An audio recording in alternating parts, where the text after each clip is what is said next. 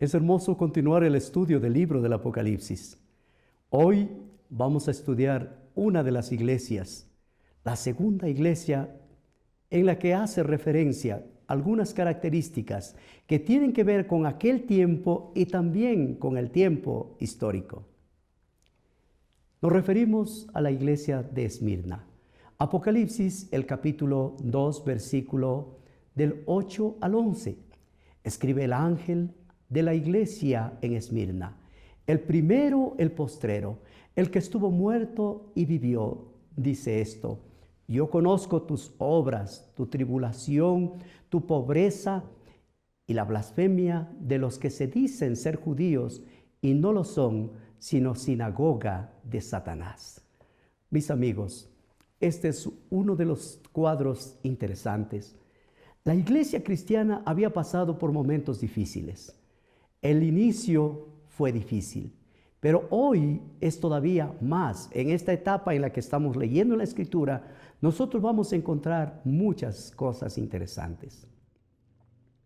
Jesús le dice a esta iglesia: no temas en nada lo que vas a padecer. He aquí, el diablo echará a alguno de vosotros en la cárcel, para que seas probado, y tendréis tribulación por 10 días. Sé fiel hasta la muerte, y yo te daré la corona de la vida. El que tiene oído, oiga lo que el Espíritu dice a las iglesias. El que venciere, no sufrirá el daño de la segunda muerte. ¿Qué tiene que ver con Esmirna? Esmirna era una ciudad real de los tiempos de Jesús, una ciudad donde tenían algo especial. Esmirna se traduce como aroma dulce. Históricamente se está relacionado entre el año 100 al año 313 después de Cristo. Cada iglesia del libro del Apocalipsis tiene varias cosas. Tiene un elogio, tiene un reproche, tiene un consejo. A esta iglesia tiene un elogio. Le dice: tú eres rico. Mis amigos, qué hermoso saber que Jesús dice algo así de su iglesia. Jesús dice: tú eres rico. ¿Cuál era la riqueza? ¿Edificios? ¿Dinero? ¿Esa era la riqueza de la iglesia? No, de la iglesia de Esmirna no era dinero, no era edificios, no era organización. Era un encuentro que la iglesia había tenido con su Creador y Redentor, Jesucristo. Esta iglesia tenía un mensaje maravilloso que venía para ella. ¿De parte de quién? Del autor, del consumador, de aquel que nos da la vida. ¿Hay un reproche?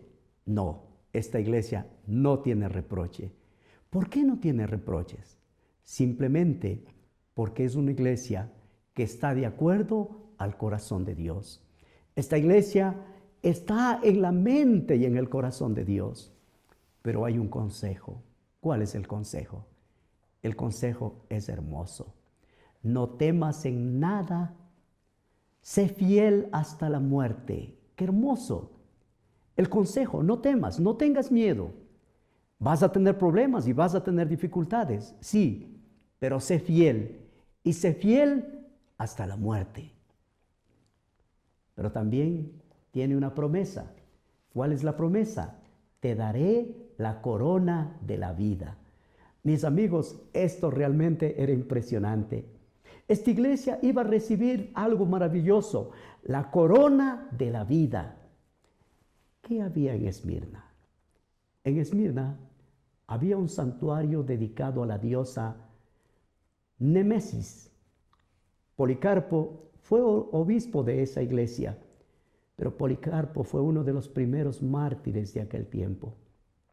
Diocleciano inició una persecución que duraría por aproximadamente 10 años, desde el año 303 hasta el año 313.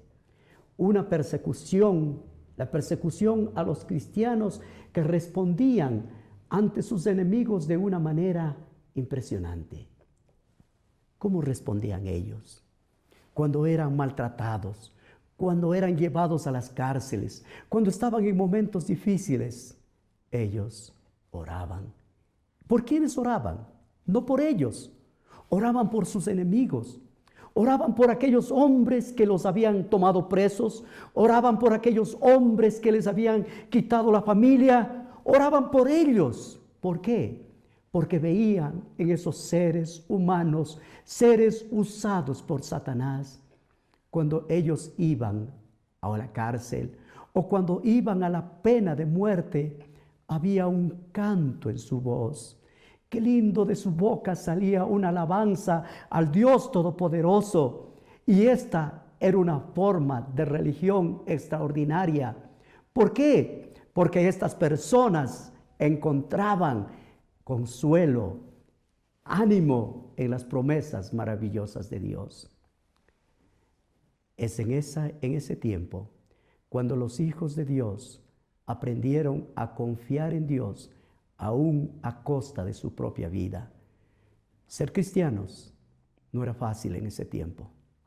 Ser cristiano era darle a Dios todo, incluyendo sus posesiones, incluyendo su familia, pero por sobre todo su propia vida. Yo le pregunto, hoy, ¿qué clase de cristianismo nosotros vivimos? Muchos de nosotros vivimos un cristianismo muy superficial. La iglesia de Éfeso fue la primera iglesia que estaba ya empezando a resbalar. Pero cuando nosotros llegamos a la iglesia de Esmirna, nosotros vemos que la iglesia de Esmirna se está ya cayendo. Si nosotros hacemos y miramos el análisis de Jesús a esta iglesia, es realmente interesante. Apocalipsis 2:9 dice: yo conozco tus obras, tu tribulación y tu pobreza. Pero algo que el Señor Jesús dice ahí: pero tú eres rico. La pregunta es, si yo tengo tribulación, si tengo pobreza, si me está faltando la comida, si me está faltando la familia, si me está faltando todo, el Señor dice: tú eres rico. ¿Cuál era la riqueza? La riqueza era esa comunión que tenían con su Creador. Mis amigos, es algo hermoso. Allí nos habla de este poder maravilloso.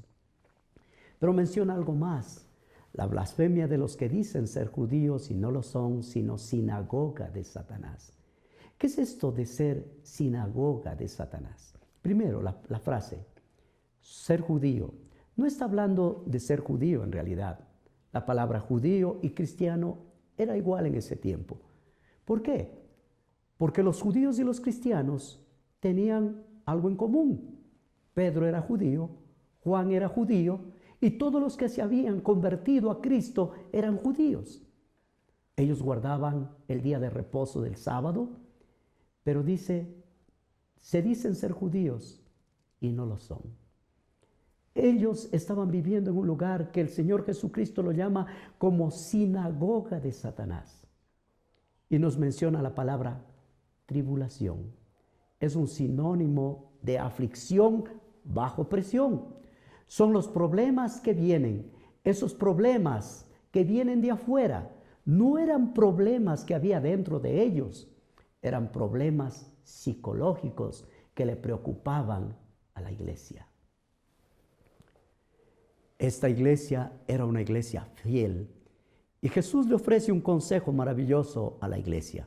Apocalipsis capítulo 2, versículo 9 dice: yo conozco tus obras, tu tribulación, tu pobreza, pero eres rico. Y la blasfemia de los que dicen ser judíos y no lo son, sino sinagoga de Satanás, nos muestra algo que está allí. Nos dice: yo conozco tu pobreza. Gente extremadamente pobre, no tenía nada, no tenían dinero para su próxima comida. Es una iglesia que experimenta el peso de lo que significa vivir con Jesús. Mis amigos, hay algo que nosotros necesitamos comprender, porque ya conocemos la gracia de nuestro Señor Jesucristo, que por amor a vosotros se hizo pobre siendo rico.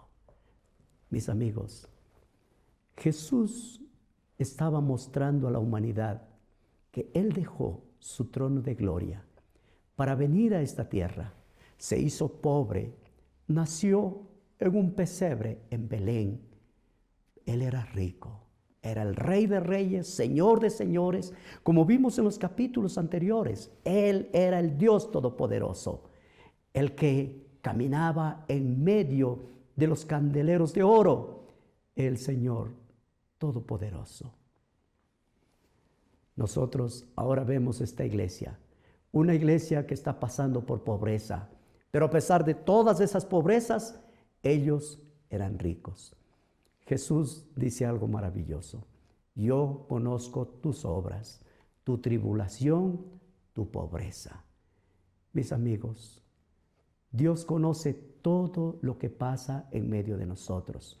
Pasa cosas difíciles, momentos difíciles, pero el Señor nos dice que esa iglesia era una iglesia de gente rica.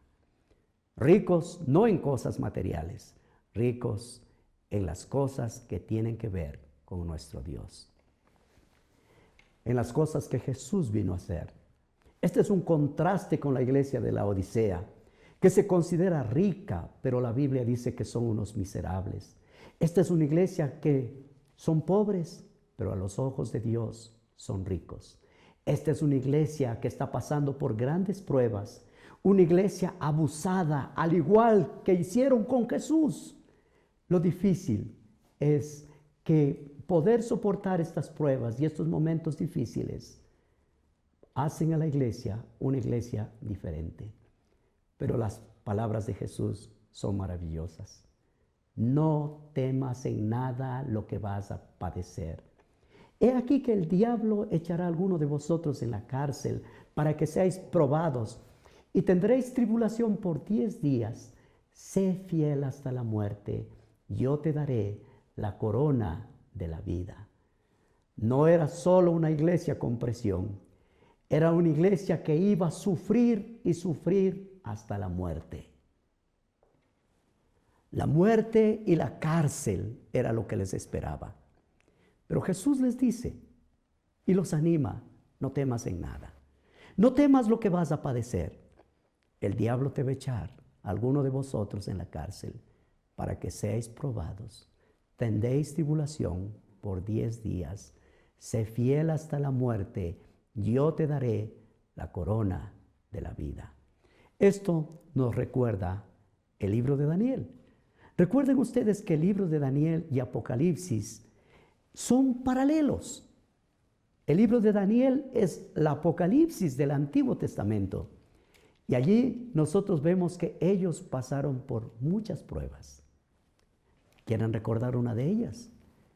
Cuando Daniel fue llevado cautivo a Babilonia, él pidió al mesero, al que les ofrecía la comida: no queremos contaminarnos con la comida del rey. Solamente pruébanos por 10 días. Darás de comer verduras. Y ellos fueron probados. Fueron probados por 10 días. Y lo maravilloso es que al salir de esta prueba, ellos salieron fortalecidos. Comían legumbres y agua. Bebían solamente agua. Comían cosas muy sencillas. Y dice: compara nuestros rostros con los otros muchachos que comen la ración de la comida del rey.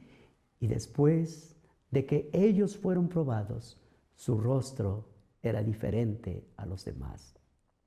La iglesia tendría 10 días de prueba. La iglesia pasaría por una prueba realmente difícil. Una prueba que venía de afuera.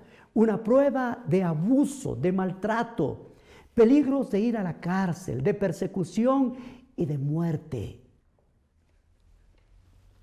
¿No te daría miedo? ¿No estarías preocupado si tu iglesia estaría en las condiciones de la iglesia de Esmirna? Quizás tú estarías preocupado por el edificio, estarías preocupado por los problemas que la iglesia está pasando, pero el consejo de Jesús siempre es un consejo maravilloso. No temas. No temas lo que vas a padecer. Y mi amigo, nosotros necesitamos aprender que ni la cárcel, ni los problemas, ni la tribulación, el Señor siempre nos va a llevar adelante y nos va a sacar de las pruebas y de los problemas. En el verso 11 hay una declaración hermosa.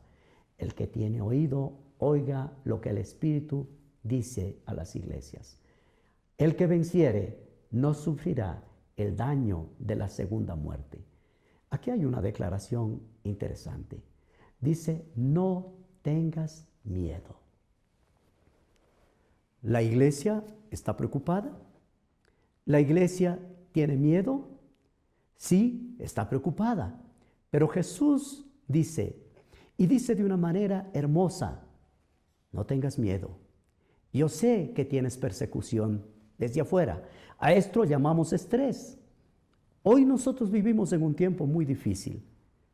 Quizás no es el problema normal de la iglesia, pero es el problema de las personas que viven en una sociedad que ha llegado a destruirlos, a dañarlos, a una sociedad que simplemente está dañando tu vida emocional.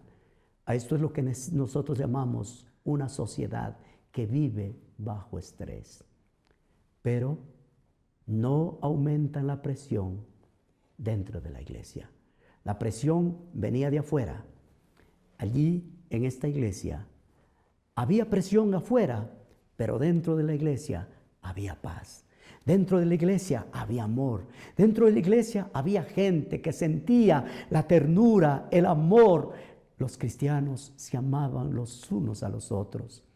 Qué hermoso sería si nuestras iglesias de este tiempo fueran como esta iglesia. Una iglesia que a pesar de que tiene presiones de afuera, sienten que dentro de la iglesia hay amor, hay ternura, hay compasión. Mi amigo, si tú eres miembro de alguna iglesia, deja que tu iglesia sea una iglesia que muestre amor los unos por los otros. Confíen ustedes en ese Dios todopoderoso, en ese Dios que a pesar de todos los problemas que ustedes están sintiendo, ustedes puedan confiar en Él. Dios tiene la salida.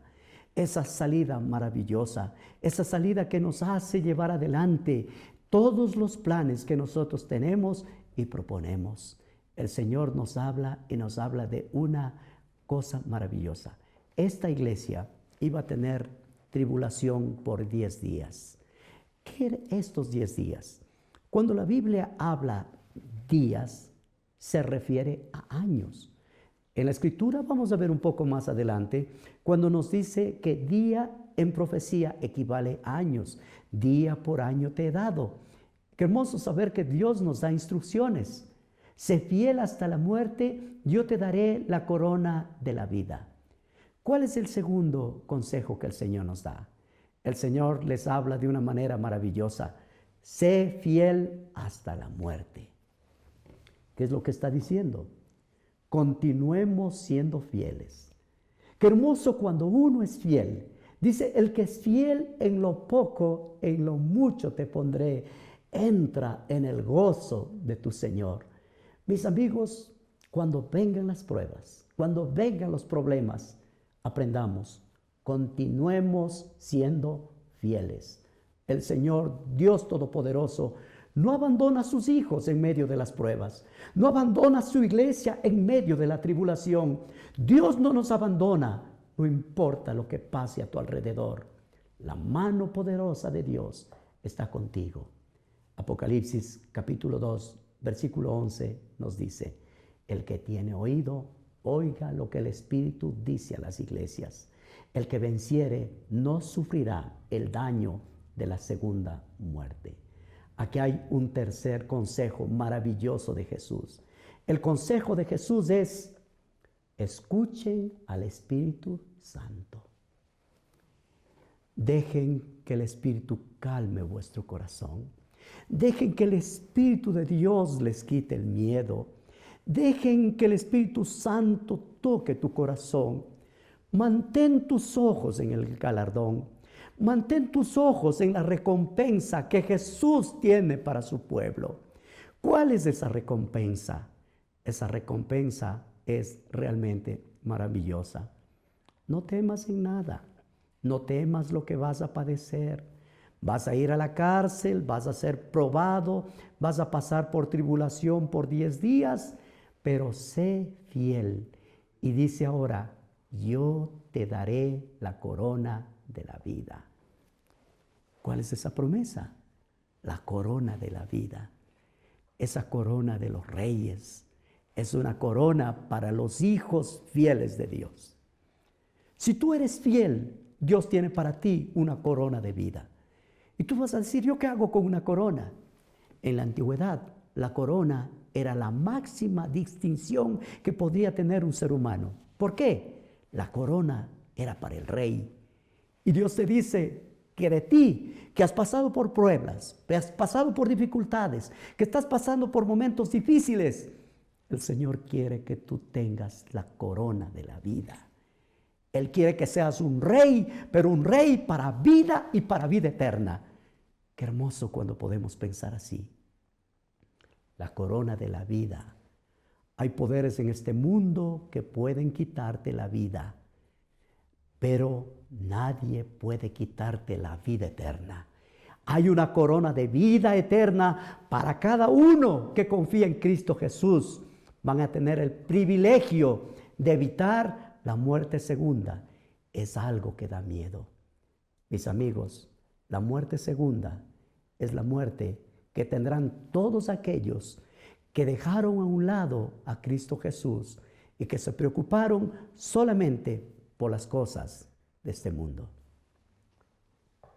Nos preocupamos de que en este momento algo está pasando, pero el Espíritu Santo, cuando vienen los problemas, Él nos va a quitar el miedo. Nosotros vamos a evitar la muerte segunda, que es la que es importante. La primera muerte, según la Biblia, es solamente un sueño. La segunda muerte es para siempre. Es la que hay que temer. Pero los hijos de Dios van a experimentar algo diferente. Así que nosotros no debemos temer. Hay muchas cosas que están pasando en este mundo y nosotros necesitamos aprender a depender. Queremos ir cerrando esta parte. Queremos ver algunas cosas que quiero poner delante de ti. Muchas veces nosotros vemos las cosas y lo vemos con miedo. ¿Cómo ser? La muerte nos da miedo. ¿A qué persona no le da miedo la muerte?